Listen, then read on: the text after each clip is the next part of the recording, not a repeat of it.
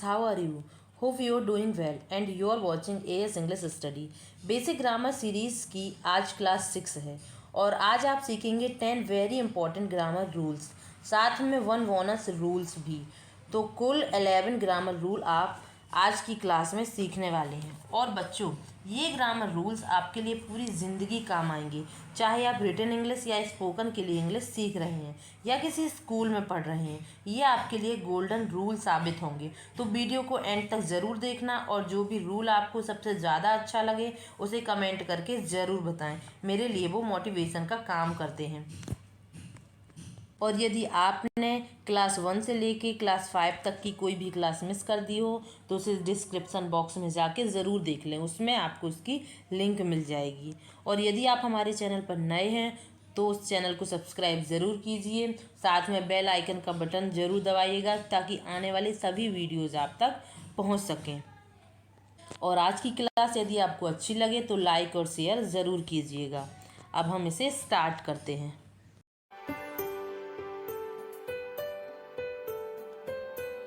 मैंने यहाँ पर लिख रखा है वो ये है, a name starts with a capital letter. मतलब नेम की शुरुआत हमेशा कैपिटल लेटर से ही होती है, फिर चाहे वह सेंटेंस में कहीं भी आए। यहाँ पर हम एग्जाम्पल के थ्रू देखेंगे। यहाँ पर फर्स्ट दिया हुआ है, मीरा इज़ हेयर। मतलब यहाँ मीरा है, मीरा यहाँ है। तो यहाँ पर आप देखेंगे कि मीरा जो है स्टार्ट में आया है। मीरा एक नाम है, किसी लड़की का नाम है मीरा। तो जो मीरा है यह सेंटेंस के स्टार्ट में आया है, लेकिन यह कैपिटल लेटर से आया है। अब हम दूसरे सेंटेंस में देखेंगे, इज़ मीरा देयर। क्या मीरा वहाँ है?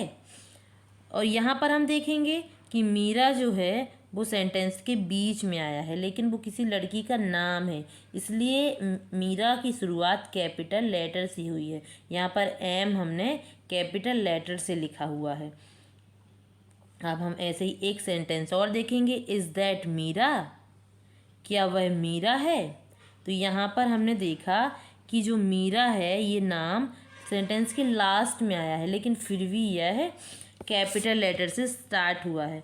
तो इस तरह से हमने इस रूल में समझा कि किसी का नाम, किसी लड़की का हो या लड़के का हो, किसी भी व्यक्ति का नाम जो होता है वह हमेशा कैपिटल लेटर से ही स्टार्ट होता है सेंटेंस में, फिर चाहे वह कहीं भी आए।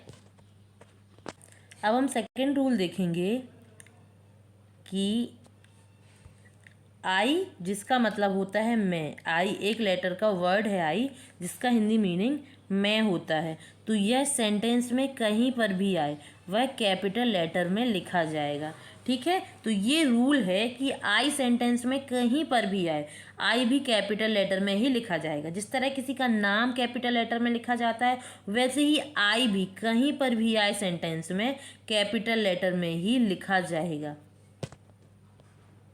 यहाँ पर हम एग्जाम्पल के थ्रू देखेंगे कि फर्स्ट सेंटेंस यहाँ पर दिया हुआ है, आई डोंट नो।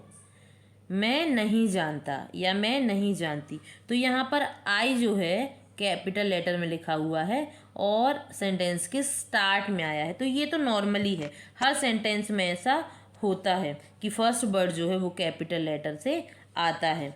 तो अब हम यहाँ पर एक सेकेंड एग्जाम्पल देखेंगे, why am I doing this. मतलब मैं ऐसा क्यों कर रही हूँ। तो यहाँ पर आप देखेंगे कि यहाँ पर आई जो है बीच में आया है, लेकिन फिर भी यह कैपिटल लेटर में लिखा हुआ है, क्योंकि अभी हमने रूल्स पढ़ा है कि आई सेंटेंस में कहीं पर भी आए वह कैपिटल लेटर से ही लिखा जाएगा। एक और एग्जाम्पल है, you and I will go. तुम और मैं जाऊंगी। तो इस तरह से यहाँ पर भी आई बीच में आया है, लेकिन वो भी कैपिटल लेटर से आया है। तो इस तरह से हमने जाना कि आई जो है वो सेंटेंस में कहीं पर भी आए, बीच में आए, स्टार्ट में आए, लास्ट में आए, आई जो है हमेशा कैपिटल लेटर से ही लिखा जाएगा। अब हमारा नेक्स्ट ग्रामर रूल है वो यह है कि किसी भी सेंटेंस की शुरुआत कैपिटल लेटर से होती है और अंत फुल स्टॉप या पीरियड, जो कि यह फुल स्टॉप होता है, इसे पीरियड भी बोलते हैं, या फिर क्वेश्चन मार्क जो कि ये है, या फिर एक्सक्लेमेशन मार्क इस पर होती है। हमने यहाँ पर क्या समझा कि किसी भी सेंटेंस की शुरुआत जो है वो हमेशा कैपिटल लेटर से होती है और अंत उसका फुल स्टॉप, क्वेश्चन मार्क या फिर एक्सक्लेमेशन मार्क से ही होती है। अब यहाँ पर हम कुछ सेंटेंस के थ्रू देखेंगे। यहाँ पर फर्स्ट सेंटेंस है आई टीच इंग्लिश। तो यहाँ पर हमने देखा कि सेंटेंस की शुरुआत आई से हुई है, आई जो कि कैपिटल लेटर में लिखा हुआ है, और इसका अंत फुल स्टॉप से हुआ है। तो यहाँ पर हमने क्या देखा कि स्टार्ट कैपिटल लेटर से हुआ और इसकी एंड फुल स्टॉप से हुई। इसी तरह से हम सेकंड सेंटेंस देखेंगे, डू यू लर्न इंग्लिश, क्या तुम अंग्रेजी सीखते हो। इस सेंटेंस का मीनिंग हुआ और हमने देखा कि इसकी जो शुरुआत है यह कैपिटल लेटर से हुई है। यहाँ पर डी कैपिटल लेटर से लिखा हुआ है और इसकी क्योंकि यह एक क्वेश्चन है इसलिए इस सेंटेंस की एंड क्वेश्चन मार्क से हुई।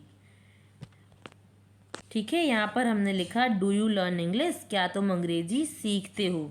अब ऐसे ही एक और सेंटेंस दिया हुआ है, व्हाट अ ग्रेट आइडिया, कितना अच्छा उपाय है, कितना अच्छा उपाय है, व्हाट अ ग्रेट आइडिया। तो यह एक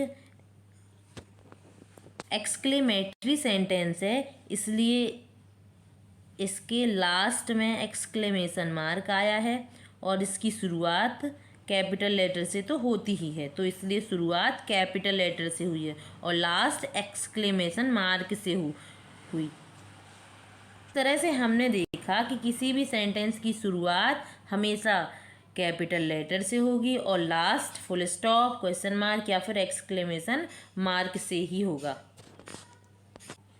the fourth rule is very important, इसे आप ध्यान से देखिए। The structure of a positive sentence is, मतलब कि जब भी कोई सिंपल सेंटेंस बनाते हैं तो उसका स्ट्रक्चर ये होता है, सब्जेक्ट, वर्ब प्लस ऑब्जेक्ट। यहाँ पर हम देखेंगे कि सब्जेक्ट वह होता है जिसके बारे में आप बात कर रहे हैं और हिंदी में हम इसे कर्ता बोलेंगे, मतलब कि जो व्यक्ति काम कर रहा है वह सब्जेक्ट है। फिर इसके बाद वर्ब आएगी, वर्ब का मतलब क्रिया होता है, मतलब जो काम हो रहा है उसमें वह वर्ब होती है। फिर इसके बाद ऑब्जेक्ट, मतलब इसके बाद जो बची हुई चीज़ें हैं वो ऑब्जेक्ट होगा या फिर जिस पर काम किया गया। तो सेंटेंस होगा subject plus verb plus object, यह किसी भी सेंटेंस का स्ट्रक्चर होता है। ये एक बेसिक स्ट्रक्चर है किसी भी पॉजिटिव सेंटेंस का। अब हम यहाँ पर सेंटेंस देखेंगे, यू लर्न इंग्लिश, आप अंग्रेजी सीखते हैं। आई लाइक ऑरेंजेस, मुझे संतरे पसंद हैं। Meera goes to school, Meera school जाती है। यहाँ पर ध्यान दीजिए, सेंटेंस में यू सब्जेक्ट सबसे पहले आया, फिर लर्न वर्ब है, फिर इसके बाद ऑब्जेक्ट। यहाँ पर भी subject verb object, Meera subject verb, to school object. तो इस तरह से पहले सब्जेक्ट फिर वर्ब फिर ऑब्जेक्ट किसी सेंटेंस में आता है। अब हम इसे और डिटेल में समझते हैं कि सब्जेक्ट क्या होता है। सब्जेक्ट वह व्यक्ति होता है जो व्यक्ति काम कर रहा है। जैसे कि यहाँ पर तीनों सेंटेंस में हम समझते हैं यू, आई और यहाँ पर मीरा, ये वो व्यक्ति हैं जो कोई काम कर रहे हैं, तो इसलिए ये सब्जेक्ट होंगे जिसे हम हिंदी में कर्ता कहते हैं। ठीक है, इस तरह से हम सब्जेक्ट जानेंगे। फिर इसके बाद वर्ब, वो क्रिया होती है जो काम हो रहा है उस सेंटेंस में, जो क्रिया हो रही है, जो काम हो रहा है वह वर्ब कहलाता है। हिंदी में इसे क्रिया भी बोलते हैं। तो यहाँ पर हम तीनों सेंटेंस में देखते हैं लर्न, लाइक और गोज, ये तीनों क्रियाएं हैं, वर्ब हैं। जैसे सेंटेंस से हमें पता चलता है you learn English. You subject हो गया, इंग्लिश हो गया ऑब्जेक्ट, इसलिए वर्ब लर्न होगा, क्योंकि जो काम हो रहा है वह सीखना हो रहा है। यहाँ पर होता है सेंटेंस का मीनिंग तुम इंग्लिश सीखते हो, तो इसलिए काम क्या हो रहा है, काम हो रहा है सीखना यहाँ पर, इसलिए लर्न जो है वो वर्ब होगी। आई लाइक ऑरेंजेस, जो लाइक है मेन वर्क ये है, इस सेंटेंस का मेन वर्क लाइक है, पसंद करना। मुझे संतरे पसंद हैं, इसलिए सेंटेंस में वर्ब है वो लाइक होगी। और यहाँ पर गोज, यहाँ पर जो क्रिया हो रही है, काम हो रहा है जाना। मीरा स्कूल जाती है, तो काम क्या हो रहा है जाना, इसलिए यहाँ पर जो वर्ब है वो गोज होगा, क्रिया यहाँ पर वर्ब आएगी। तो इस तरह से हमने वर्ब समझा। अब हम समझते हैं ऑब्जेक्ट। तो ऑब्जेक्ट वह होता है जिस पर काम हो रहा होता है। तो यहाँ पर इंग्लिश, ऑरेंजेस, स्कूल, इन सब पर काम हो रहा है, इसलिए ये ऑब्जेक्ट हैं। जैसे कि सब्जेक्ट में है तुम अंग्रेजी सीखते हो, तो तुम सब्जेक्ट हो गया और सीखना हो गया हमारा वर्ब। और क्या सीख रहे हो, तो जो काम हो रहा है, काम क्या हो रहा है, इंग्लिश पर हो रहा है। काम जिस पर हो रहा है वह ऑब्जेक्ट होता है। तो काम इंग्लिश पर हो रहा है, सीख रहे हो, लेकिन क्या सीख रहे हो, इंग्लिश, इसलिए इंग्लिश यहाँ पर हमारा ऑब्जेक्ट आएगा। यहाँ पर है मुझे संतरे पसंद हैं, तो यहाँ पर किस पर काम हो रहा है, संतरे, क्या पसंद है हमें, संतरे पसंद हैं, तो इसलिए जो ऑरेंजेस है वो यहाँ पर ऑब्जेक्ट होगा। और यहाँ पर स्कूल, मीरा स्कूल जाती है, तो यहाँ पर मीरा काम कर रही है, इसलिए मीरा सब्जेक्ट होगी। और क्योंकि काम जाना हो रहा है, इसलिए क्रिया या वर्ब होगी गोज। और चूँकि हम जो काम है वो स्कूल पर हो रहा है, मीरा कहाँ जा रही है, स्कूल जा रही है, इसलिए जो हमारा लास्ट वाला बचता है यह ऑब्जेक्ट होगा, जिसे हम हिंदी में कर्म बोलते हैं। ऑब्जेक्ट को हिंदी में कर्म बोलते हैं, इसलिए हमारे यहाँ पर ऑब्जेक्ट होगा स्कूल। इस तरह से हमने सब्जेक्ट, वर्ब और ऑब्जेक्ट को डिटेल में समझा। अभी हमने जो स्ट्रक्चर समझा वो पॉजिटिव सेंटेंस के लिए था। अब हम बी देखेंगे, the structure of a basic negative sentence. अब हम नेगेटिव सेंटेंस के लिए देखेंगे, तो इसका स्ट्रक्चर होगा subject plus helping verb plus note plus main verb plus object. यह इसका स्ट्रक्चर होता है, subject plus helping verb plus note plus main verb plus object. जब भी हम कोई भी नेगेटिव सेंटेंस बनाते हैं तो ऐसा नहीं होता है कि हम सिर्फ नॉट वहाँ पर लगा दें और हमारा सेंटेंस बन जाएगा। वहाँ पर हमें नॉट के साथ हेल्पिंग वर्ब भी लगानी पड़ती है। जैसे कि यहाँ पर लिखा हुआ है you do not learn English, ये प्रेजेंट इंडेफिनेट का सेंटेंस है, इसलिए हमने यहाँ पर प्रेजेंट इंडेफिनेट की हेल्पिंग वर्ब ली है। यहाँ पर हेल्पिंग वर्ब डू आएगी और इस तरह से हम इसका सेंटेंस बनाएंगे। तो इस तरह से हम इसे पढ़ेंगे, you do not learn English, तुम अंग्रेजी नहीं सीखते हो। और अब हमारा सेकंड सेंटेंस है, Meera does not go to school, Meera school नहीं जाती है, तो ये भी प्रेजेंट इंडेफिनेट का सेंटेंस है। तो यहाँ पर भी हमने हेल्पिंग वर्ब जो है वो प्रेजेंट इंडेफिनेट के लिए, चूँकि मीरा के साथ डज आता है इसलिए यहाँ पर डज नॉट हमने लिखा है। इस तरीके से सेंटेंस में हम देखेंगे, यू सब्जेक्ट है, डू हेल्पिंग वर्ब है, फिर इसके बाद हम नॉट लगाएंगे, लर्न हमारी मेन वर्ब है और इंग्लिश ऑब्जेक्ट है। तो इस तरीके से हमारा जो मेन स्ट्रक्चर है, बेसिक स्ट्रक्चर है, उसके हिसाब से ही हमने यहाँ पर सेंटेंस बनाया। यह एक नेगेटिव सेंटेंस का बेसिक स्ट्रक्चर है। अब इसी तरह से हम दूसरा सेंटेंस देखेंगे। यहाँ पर सब्जेक्ट होगा मीरा, हेल्पिंग वर्ब होगा डज, फिर इसके बाद नॉट लगाया, फिर मेन वर्ब होगा गो और ऑब्जेक्ट होगा टू स्कूल। इस तरीके से हमने Meera does not go to school एक और सेंटेंस बनाया। तो इस तरीके से ये स्ट्रक्चर किसी भी बेसिक नेगेटिव सेंटेंस का होता है। अब अगला है इंटेरोगेटिव सेंटेंस, मतलब कि the basic structure of interrogative sentence. तो अब इंटेरोगेटिव सेंटेंस का हम बेसिक स्ट्रक्चर देखेंगे। Question word plus helping verb plus subject plus main verb plus object. यहाँ पर हम देखते हैं कि क्वेश्चन वर्ड पहले आई, यह एक प्रश्नवाचक वाक्य है। तो जब भी हम इंटेरोगेटिव सेंटेंस बनाते हैं इंग्लिश में, तो इसमें सबसे पहले क्वेश्चन वर्ड आती है, फिर उसके बाद सब्जेक्ट नहीं आता, उसके बाद हेल्पिंग वर्ब आती है, फिर सब्जेक्ट और फिर मेन वर्ब, उसके बाद ऑब्जेक्टिव आता है, ऑब्जेक्ट आता है। अब हम इसमें सेंटेंस में देखते हैं। सेंटेंस दिया हुआ है, why do you learn English, मतलब तुम इंग्लिश क्यों सीखती हो। तो यहाँ पर हमने देखा क्वेश्चन वर्ड आया सबसे पहले वाई, फिर हेल्पिंग वर्ब डू, फिर इसके बाद सब्जेक्ट यू, फिर इसके बाद मेन वर्ब लर्न, फिर ऑब्जेक्ट इंग्लिश। तो इस तरह से जो बेसिक स्ट्रक्चर है उसके हिसाब से सेंटेंस बना। Why do you learn English, तुम अंग्रेजी क्यों सीखती हो या क्यों सीखते हो। इस तरह से इसका बेसिक स्ट्रक्चर बनेगा। अब हम अगला सेंटेंस देखते हैं। डू यू लर्न इंग्लिश, क्या तुम इंग्लिश सीखते हो। लेकिन यदि सेंटेंस में क्वेश्चन वर्ड नहीं आएगा तो यहाँ पर हेल्पिंग वर्ब से शुरुआत हुई किसी सेंटेंस की। हेल्पिंग वर्ब आएगा पहले, फिर सब्जेक्ट, फिर मेन वर्ब, फिर ऑब्जेक्ट। जैसे कि सेकंड सेंटेंस में हम देखते हैं, डू यू लर्न इंग्लिश, क्या तुम इंग्लिश सीखते हो।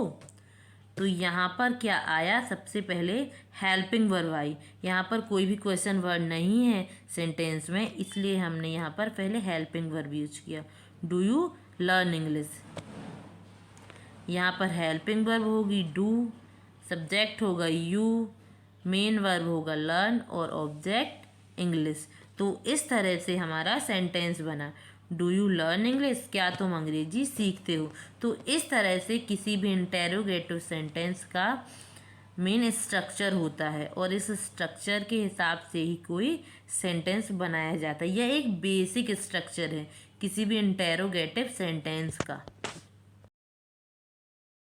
Now the tip number 5 is, her sentence में एक सब्जेक्ट और एक वर्ब होना ज़रूरी है, ऑब्जेक्ट ऑप्शनल है।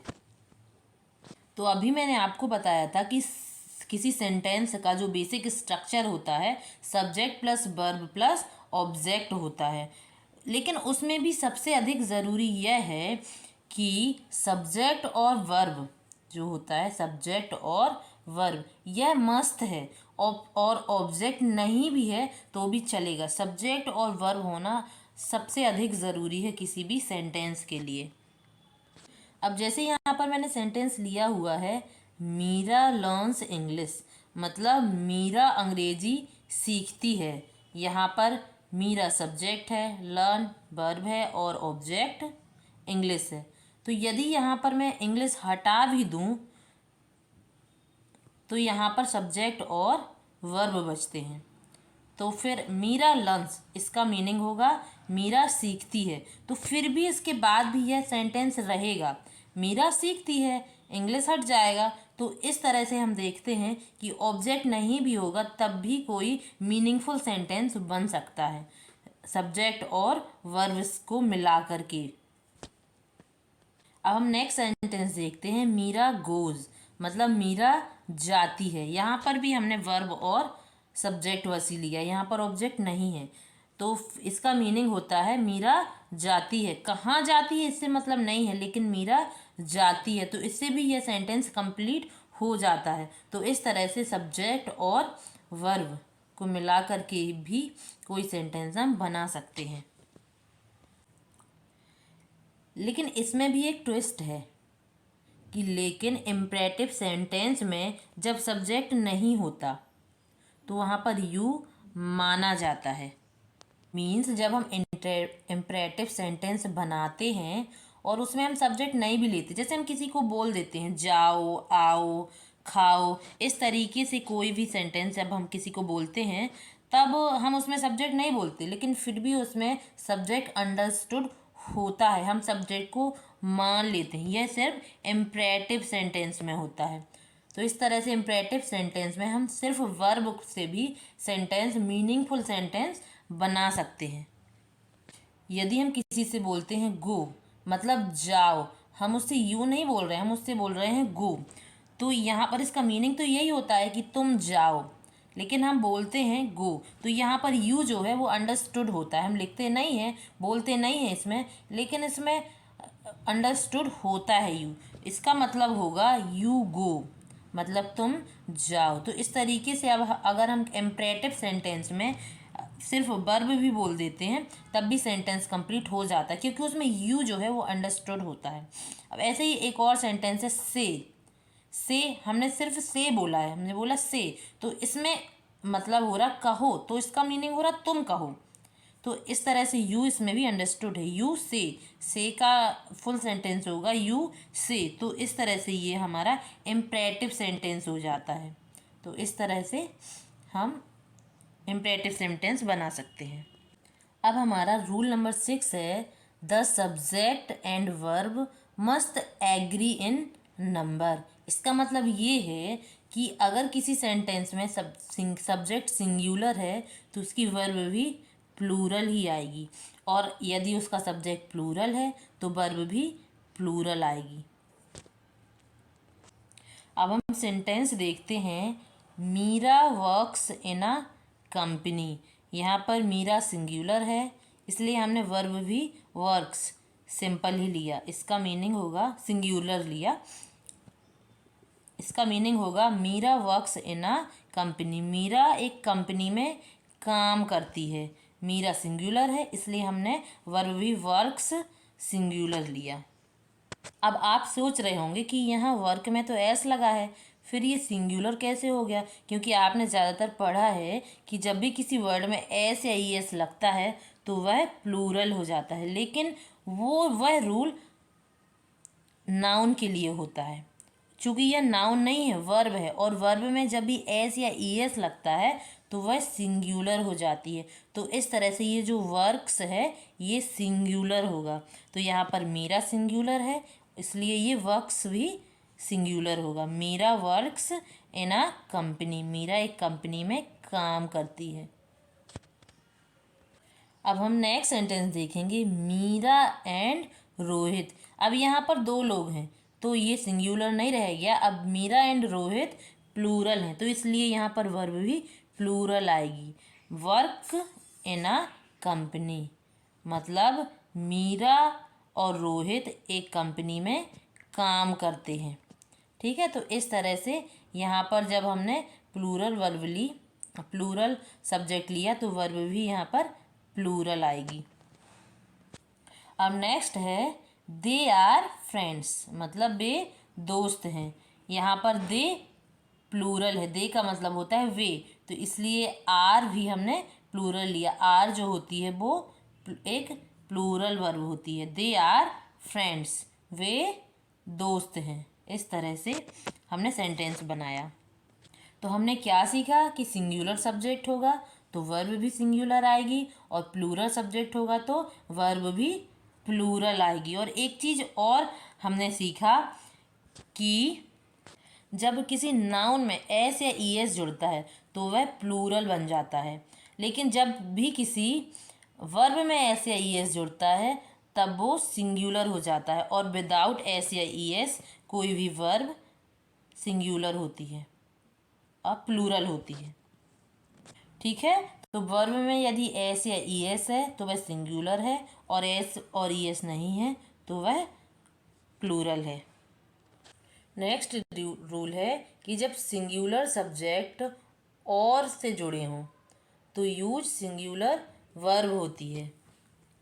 हमने लास्ट सेंटेंस में देखा था कि वह एंड से जुड़े थे, मीरा एंड रोहित, तो इसलिए यहाँ पर हमने प्लूरल सब्जेक्ट लिया था, क्योंकि जब एंड जुड़ता है किसी भी सब्जेक्ट के साथ तो वह प्लूरल होता है, लेकिन जब और जुड़ेगा और तो यह सिंगुलर ही रहेगा, क्योंकि और का मतलब होता है कि या तो मीरा या तो रोहित, दोनों नहीं होते हैं। जब हम बीच में एंड लगाते हैं, यदि हमने लगाया मीरा एंड रोहित तो इसका मतलब होगा मीरा और रोहित दोनों। लेकिन यदि हमने और लगाया तो इसका मतलब हो जाएगा कि या तो मीरा या तो रोहित, इसलिए यह सिंगुलर होते हैं। और इसीलिए सेंटेंस बना मीरा और रोहित लिव्स इन मुंबई। यहाँ पर वर्ब सिंगुलर आएगी क्योंकि सब्जेक्ट भी सिंगुलर है। तो सेंटेंस बना मीरा और रोहित लिव्स इन मुंबई, मतलब या तो मीरा या तो रोहित, मीरा या रोहित मुंबई में रहते हैं। ऐसे ही ईदर और नीदर नॉर के साथ भी सिंगुलर वर्ब आती है। मतलब जब हम ईदर और नीदर नॉर का यूज़ करते हैं किसी सेंटेंस में, तब भी वर्ब सिंगुलर ही आती है। सेंटेंस है ईदर मीरा और रोहित लिव्स इन मुंबई। इसका मतलब है या तो मीरा या रोहित मुंबई में रहते हैं। तो यहाँ पर मीरा और रोहित सिंगुलर हैं, इसलिए यहाँ पर भी वर्ब सिंगुलर आएगी। अब नेक्स्ट सेंटेंस है neither Meera nor Rohit lives in Mumbai. Means ना तो मीरा ना तो रोहित मुंबई में रहते हैं। तो यहाँ पर भी वर्ब जो है वो सिंगुलर आएगी। तो यहाँ पर हमने समझा कि नीदर नॉर और ईदर और वाले सेंटेंस में वर्ब सिंगुलर आती है। Now the tip number 8 is its and it's both are different. आप देख सकते हैं कि यहाँ पर भी इट्स लिखा हुआ है, यहाँ पर भी इट्स लिखा हुआ है। यहाँ पर स्पेलिंग सेम है, फ़र्क है सिर्फ अपोस्ट्रोफी का। यहाँ पर अपोस्ट्रोफी लगी हुई है और यहाँ पर नहीं लगी हुई है, लेकिन साउंड यहाँ पर सेम है, इट्स इट्स। यहाँ पर साउंड ज़रूर सेम है लेकिन ये दोनों डिफरेंट हैं। इस वाले इट्स का मतलब होता है इट इज़ या इट हैज़, लेकिन इस वाले इट्स का मतलब होता है इसका। मतलब जब बिलोंगिंग बतानी होती है आपको या फिर पोजीशन बताना होता है तब हम इस वाले इट्स का यूज करते हैं, लेकिन इस वाले इट्स का मतलब कभी भी इसका नहीं होता। सेंटेंस देखेंगे इट्स गेटिंग डार्क, तो यहाँ पर इट्स का मतलब होता है इट इज़। हमने यहाँ पर इट इज़ को इट्स लिखा है, दैट मीन्स अंधेरा हो रहा है। इट्स गेटिंग डार्क या फिर it is getting dark. Next sentence है it's been so long since we last met. मतलब जब हम पिछली बार मिले थे तब से कितना समय हो गया हमें मिले। तो यहाँ पर हमने इट्स को इट हैज़ पढ़ा, को इस तरीके से भी लिख सकते हैं it has been so long since we last met, meaning same होगा। तो जब भी अपोस्ट्रोफी वाला इट्स आता है तो उसका मीनिंग या तो इट हैज़ होता है या फिर इट इज़, और बिना अपोस्ट्रोफी वाले इट्स का मीनिंग होता है इसका। अब हम बिना अपोस्ट्रोफी वाला इट्स देखते हैं, इसका मतलब होता है इसका, और इसका यूज़ हम बिलोंगिंग या फिर पोजीशन बताने के लिए करते हैं। और इस इट्स वाले इट्स का यूज़ जो होता है वो सामान या फिर किसी जानवर के लिए होता है। तो यहाँ पर हम सेंटेंस देखेंगे द कैट हर्ट्स इट्स पाव। यह पास्ट इंडेफिनेट का सेंटेंस है। इसका मतलब होता है बिल्ली के पंजे में चोट लग गई है। द कैट हर्ट इट्स पाव, तो बिल्ली के पंजे के लिए हमने इट्स का यूज किया। बिल्ली के पंजे में चोट लग गई है, the cat hurt its paw. Next sentence है the company raised its rates. मतलब कंपनी ने इसकी कीमत बढ़ा दी है। तो कंपनी ने इसकी बोला तो यहाँ पर इसकी के लिए इट्स का यूज़ किया। The company rates it's rates. The next is your and your, the sound same. और इस वाले योर का मीनिंग होता है तुम्हारा, और इस योर का मतलब होता है यू आर। हम कभी कभी बोलते हैं यू आर योर वेलकम, तो इसका मतलब ये वाला यू आर होता है, you are welcome, you're welcome. हम सेंटेंस देखेंगे, दिस इज योर बैग, यह तुम्हारा बैग है। जो यह वाला योर है यह पजेसिव डिटरमाइनर है, हम यह पहले पढ़ चुके हैं। तो दिस इज योर बैग। अब ये वाला यू आर कॉन्ट्रैक्शन है यू आर का। सेंटेंस देखेंगे, योर वेलकम मतलब you are welcome. Next sentence, you're doing good मतलब होगा you are doing good, meaning तुम अच्छा कर रहे हो। तो जब हम अपोस्ट्रोफी वाले योर का यूज़ करते हैं तो उसका मतलब होता है यू आर, और जब हम बिना अपोस्ट्रोफी वाले योर का यूज़ करते हैं तो इसका मतलब होता है तुम्हारा। हम तुम्हारा के लिए योर का यूज कर सकते हैं। अब हमारा अगला रूल है there their they're, the sound is same. यहाँ पर हमने देखा कि यहाँ पर हमने 3 जगह देयर पढ़ा। साउंड इसके सेम है लेकिन मीनिंग इनकी डिफरेंट है। जो ये वाला देयर है यह एक एडवर्ब है और इसका मीनिंग होता है वहाँ। और जो ये वाला देयर है THEIR, ये एक पजेसिव डिटरमाइनर है जिसका मीनिंग है उनका और उनकी। और जो ये अपोस्ट्रोफी वाला देयर है इसका मीनिंग दे आर होता है, यह कॉन्ट्रैक्शन है दे आर का। अब हम सेंटेंस देखते हैं तो पहले हम इस वाले देयर के सेंटेंस देखते हैं जो कि एडवर्ब है। तो यहाँ पर हमने फर्स्ट सेंटेंस देखा, लुक देयर मतलब वहाँ देखो। तो यहाँ पर देयर का मीनिंग है वहाँ, और इस देयर का एक तरह से यूज हम और करते हैं जब हमें कोई सेंटेंस बनाना हो और समझ में नहीं आता कि सब्जेक्ट क्या यूज़ करें, तो वहाँ पर हम इस देयर का यूज़ कर लेते हैं।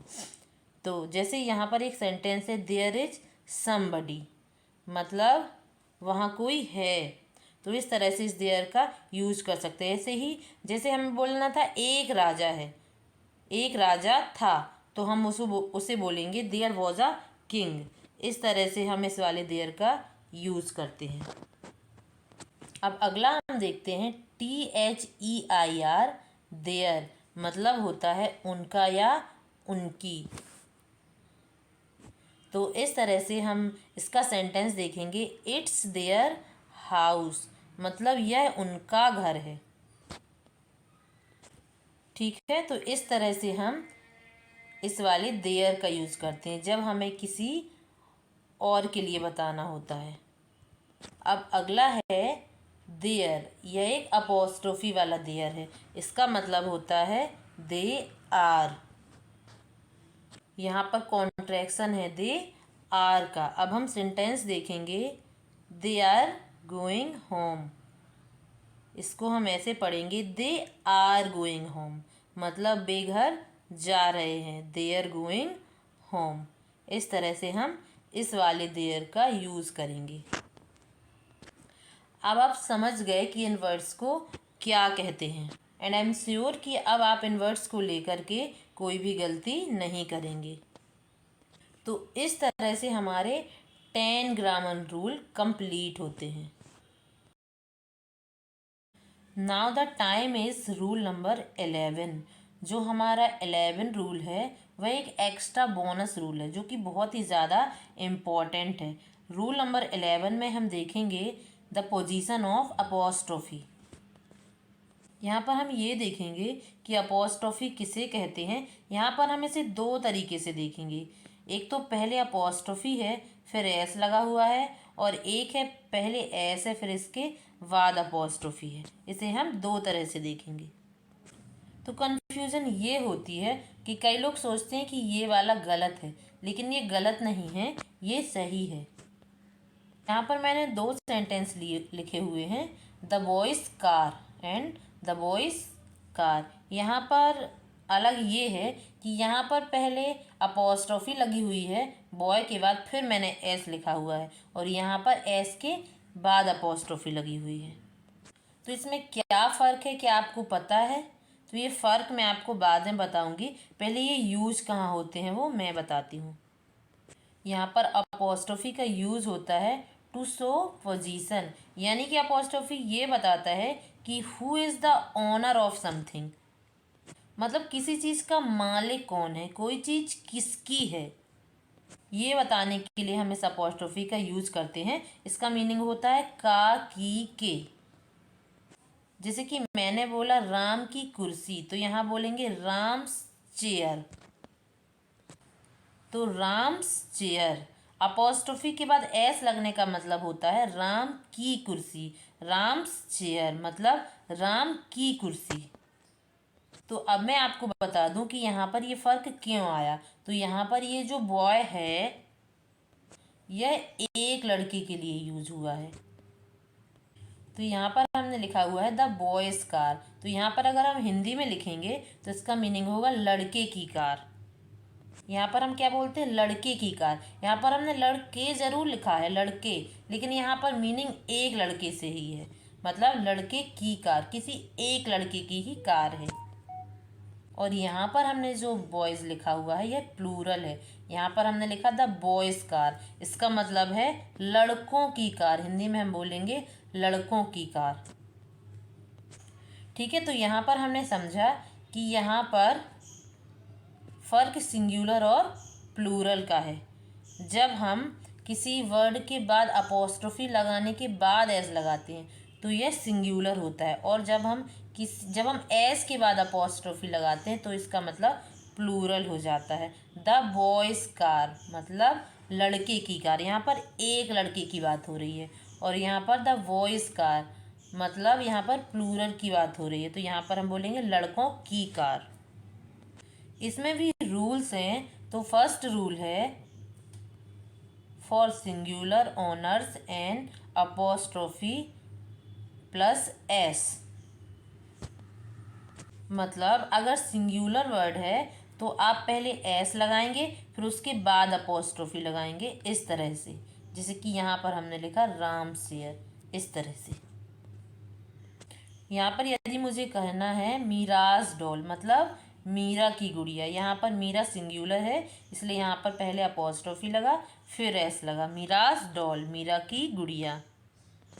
नेक्स्ट रूल है for plural nouns that end in S put apostrophe and the end, मतलब कि जब प्लूरल ऑनर हो तो यहाँ पर आपको अलग से एस लगाने की ज़रूरत नहीं है। यहाँ पर यह भी हमें देखना है कि ऑनर प्लूरल हो और लास्ट में एंड भी हो, तब हम एस नहीं लगाते लास्ट में, तब हमें लास्ट में सिर्फ अपोस्ट्रोफी लगा देते हैं। मतलब कि ऑनर प्लूरल होना चाहिए और लास्ट में एस भी आना चाहिए, तो तब हम एस के बाद में लास्ट में अपोस्ट्रोफी लगा देते हैं। यहाँ पर सेंटेंस है द गर्ल्स डॉल, यहाँ पर गर्ल्स प्लूरल है मतलब होगा लड़कियों की गुड़िया। द गर्ल्स डॉल लड़कियों की गुड़िया। तो यहाँ पर हमने लास्ट में सिर्फ एक अपोस्ट्रोफी ऐड कर दिया, लड़कियों की गुड़िया। नेक्स्ट है माय पेरेंट्स हाउस, यहाँ पर पेरेंट्स प्लूरल है क्योंकि जब हम माता पिता दोनों की बात करते हैं तब पेरेंट्स लिखते हैं।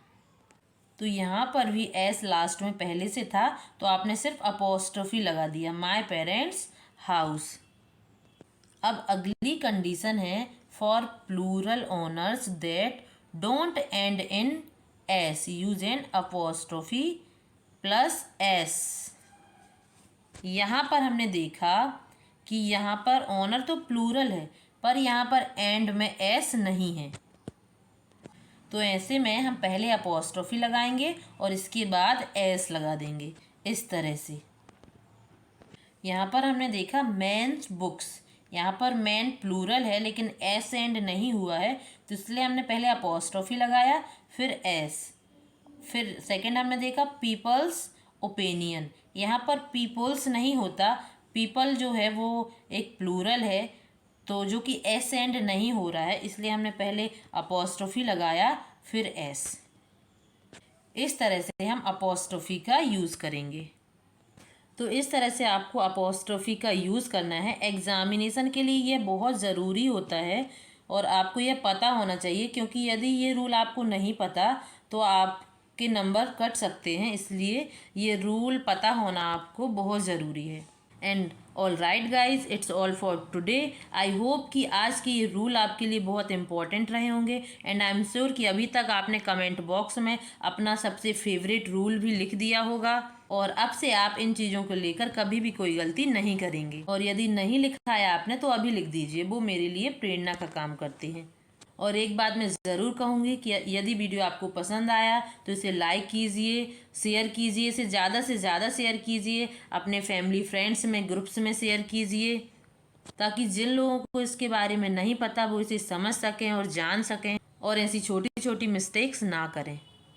और एक बात मैं आपको ज़रूर बता दूं कि अब मैं जो क्लास 7 लेकर आऊँगी उसमें पार्ट ऑफ स्पीच लेकर आऊँगी, जो कि आपके लिए बहुत इंपॉर्टेंट है और आपको उसे बिल्कुल भी मिस नहीं करना है। तो यदि आप मेरे चैनल पर नए हों तो चैनल को सब्सक्राइब ज़रूर कीजिए और बेल आइकन का बटन दबाना मत भूलिए, ताकि आप मेरी एक भी वीडियो मिस ना करें। सो फ्रेंड्स, मिलती हूँ आपको डे 7 में, तब के लिए बाय बाय।